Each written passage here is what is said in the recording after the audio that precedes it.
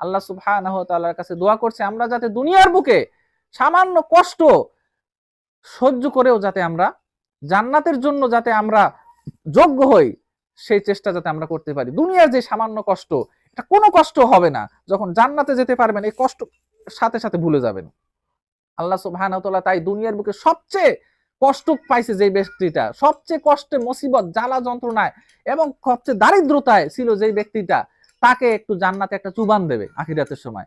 একটা চুবান দিয়ে উঠাই ফেলাইবে, উঠাই ফেলাই বলবে, একটু থামতে বলেন, উঠাই দিয়ে বলবে যে তুমি কি কখনো কষ্ট করছো, তুমি কি দুনিয়ার বুকে কোনো কষ্ট করছো? সে বলবে যে না, আমি দুনিয়া আমার কোনো কষ্টই ছিল না।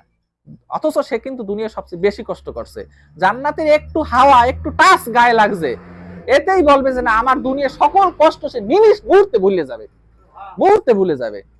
আর দুনিয়ার বুকে তার বিপরীতে সবচেয়ে যে লাক্সারিয়াস জীবন যাপন করছে, সবচেয়ে যে আনন্দ উপভোগ করছে, সবচেয়ে যে সুখী ব্যক্তিটা যে জাহান্নামের যোগ্য হবে, তাকে জাহান্নামে একটু চুবান দিয়ে উঠাই বলবে দুনিয়ায় কি তুমি কোনো শান্তি পাইছো জীবনেও? সে বলবে যে না, আমি কোনো কষ্ট, সব শান্তি নিমিশেই ভুলে যাবে।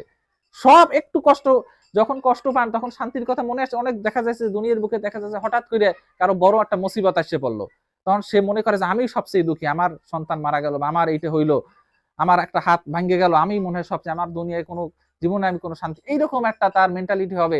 জাহান্নামে এত আযাবের একটু ছিটা তার গায়ে লাগবে, তখনই সে দুনিয়ার সকল সুখের কথা মুহূর্তে ভুলে যাবে।